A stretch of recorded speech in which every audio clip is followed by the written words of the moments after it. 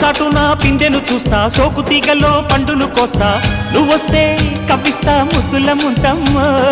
ఉక్కపోతకి ఊపిరి పోస్తా, పక్క మేకకు పంట కట్టిస్తా, ముద్దిస్తే బుక్కిస్తా మధ్యల మోతయ్యో.